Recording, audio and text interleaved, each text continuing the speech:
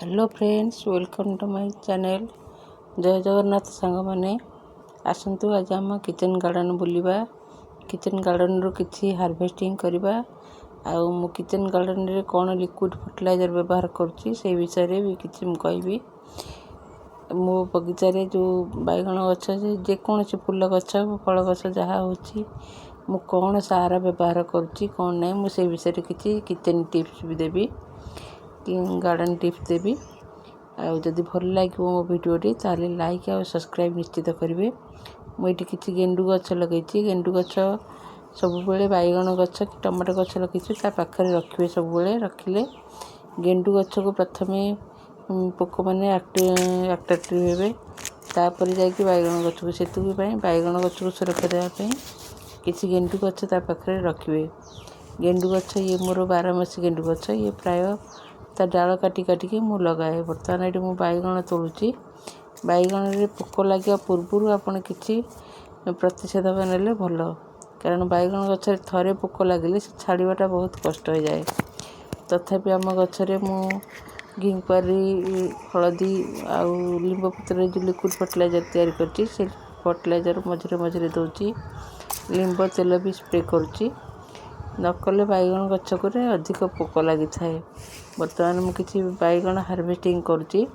Harvesting कर सारा पर मुझे गछ मूल गुड़िक सफा कर देकरी से पानी मु 6-7 दिन है देनी, कारण बैगण गछ अधिक पानी देवेनी। मुझे पानी देवी आउ मो किचन गार्डन पाई किसी मु लिक्विड फर्टिलाइजर भी तैयारी करी। बर्तमान देखु मो बगीचारे ये खरा दिनिया पालंग शाग लगी। पालंग शाग धनिया ये दिन जदि लगे थो ताल लगे किसी असुविधा ना। अल्प खरा जो पड़ुव से गछ गुड़िक लगे।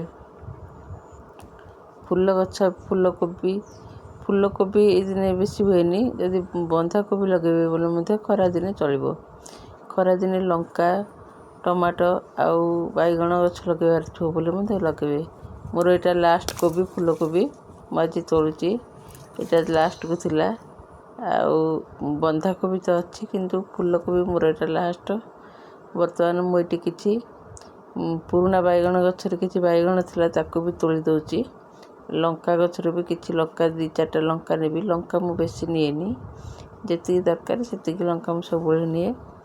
बर्तमान मोर ये आज हार्वेस्टिंग सरला बैगण फूलकोबी आउ धनिया पत्र किसी नौचे। धनिया पत्र भी मुझे जी दरकार से तोले, बेसी तोलेनी।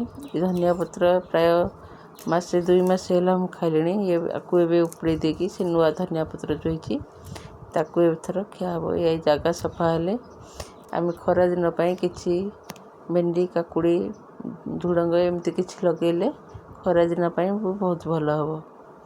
बर्तमान मोर हार्वेस्टिंग सरला। मु आज किसी लिक्विड फर्टिलाइजर प्रस्तुत करी मो किचन गार्डन पे। देखंतु बर्तमान ये मोर घिंकुआरी गछ अच्छी। घिंकुआरी गचरू मु किसी घिंकुआरी डाल काटी देछि, कारण ये मेंचा है कि छोट छोट गछ अच्छी। ये डाल गुड़िक काटिदेले से छोट गछ गुड़िक भल बढ़ो। से मुझे घिंकुआरी से डाल गुड़िक काटिदेली पत्र गुड़िक काटिदेली। काटिदेकी ये भी मुझे घिंकुआरी गछ लगे। देखु से छोट छोट होता मुझे सब गुड़ाक उपुड़े के आणिकी ये लगे देछि। कुंडरे 2-4टा लगे ये भी लगे देछि। ये भी गोटे गछ बड़ गछ ताको अलग अलग करदे गछ गुड़िक भल हम।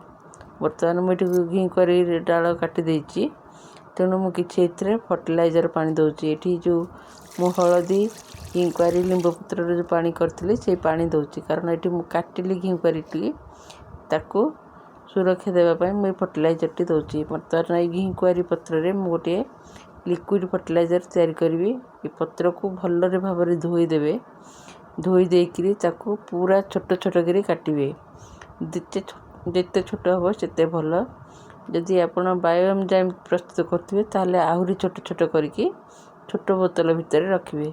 मुझे घिंकुआरी नहीं 300 ग्राम खंडे आउ तापाई नहीं 100 ग्राम गुड़ आउ 1 लीटर पानी एतिक नहीं मुझे तापाई फर्टिलाइजर तैयारी करी। ये घिंकुआरी फर्टिलाइजर पेस्टिसाइड आउ फंगिसाइड सबुथ ये बहुत काम करे। ଭଲ ବି ବଗିଚା ପାଇଁ ଇଏ ଭଲ। ଯଦି ବଗିଚାଟିଏ କରୁଥିବେ ନିଶ୍ଚିତ କିଚେନ୍ ଗାର୍ଡ଼େନରେ ଘିକୁଆଁରୀ ଗଛ ରଖନ୍ତୁ। ଘିକୁଆଁରୀ ଆମର ମାନେ ଅତି ଅଳ୍ପ ଖର୍ଚ୍ଚରେ ଆମେ କେମିତି ବଗିଚାଟିଏ କରିପାରିବା ସେଇଟା ଆମର ଦରକାର। ପାଖରେ ଲିମ୍ବ ପତ୍ର ଥିବ, ଘିକୁଆଁରୀ ଗଛ ଥିବ, ତାହେଲେ ଆମର ଅଧା ଖର୍ଚ୍ଚ ସେ ଗଛର ଇଏ କରିଦେଇଥାଏ। ବର୍ତ୍ତମାନ ମୁଁ ଏଠି ପାଣିରେ ଯେଉଁ ନେଇଛି ପାଣିରେ ମୁଁ ଏଠି ଘିକୁଆଁରୀ ପତ୍ର ଦେଉଛି। 300 ଗ୍ରାମ ଖଣ୍ଡେ ଘିକୁଆଁରୀ ନେଇଛି, ଲିଟରଟେ ପାଣି ଆଉ 100 ଗ୍ରାମ ଗୁଡ଼। ତା'ର ଭାଗ ମାପ ହେଉଛି ଏଇଟା। ଏତିକ କରିକି ଆମେ କିଛି ଦିନ ପାଇଁ ଆକୁ ଗୋଟେ ଡବାରେ ରଖିଦେବା। ଡବାରେ ରଖିଦେଇକି ମଝିରେ ମଝିରେ ଟିକେ ଡବାଟାକୁ ଖୋଲି ଦେଉଥିବେ, କାରଣ ଇଏ ଗ୍ୟାସ୍ରେ ଫର୍ଟିଲାଇଜର୍ଟି ତିଆରି ହେବ। ମଝିରେ ମଝିରେ ଟିକେ ଡବା ଗୁଡ଼ିକ ଖୋଲି ଦେଇକରି ତାକୁ ଆମେ ରଖିଦେବା। ମୁଁ ଏମିତି ପ୍ରାୟ ମଝିରେ ମଝିରେ ଗୋଟେ ଲିକ୍ୱିଡ଼ ଫର୍ଟିଲାଇଜର୍ ତିଆରି କରିଦିଏ ଘିକୁଆଁରୀର, ଲିମ୍ବ ପତ୍ରର। ସେ ମୋର ବର୍ଷ ଯାକ କାମ କରେ। ପ୍ରାୟତଃ ଲୋକ କହନ୍ତି ତୁମେ କ'ଣ ବଗିଚାରେ ଦେଉଛ, କେଉଁ ସାର? ତୁମ ବଗିଚାରେ ଭଲ ଫୁଲ ଆଉ ଫଳ ହେଉଛି। ମୁଁ ପ୍ରାୟତଃ ଦେଶୀ ମାନେ ଏଇ ଟାଇପ୍ର ଲିକ୍ୱିଡ଼ ଫର୍ଟିଲାଇଜର୍ ବ୍ୟବହାର କରେ। ଯଦି ମୋ ଭିଡ଼ିଓଟି ଭଲ ଲାଗୁଥିବ ତାହେଲେ ଲାଇକ୍ ଆଉ ସବସ୍କ୍ରାଇବ୍ ନିଶ୍ଚିତ କରିବେ। ଆଉ କିଚେନ୍ ଗାର୍ଡ଼େନ୍ ପାଇଁ ଏମିତି ଫର୍ଟିଲାଇଜର୍ ପ୍ରସ୍ତୁତ କରି ଗଛରେ ବ୍ୟବହାର କଲେ ଆମର ପରିବାର ବଗିଚା ସୁସ୍ଥ ରହିବା ସହିତ ଆମେ ବି ସୁସ୍ଥ ରହିବା। ଗଛପତ୍ରରେ କେମିକାଲ୍ ଦେବା ଅପେକ୍ଷା ଏଇଟା ଦେବାଟା ଭଲ।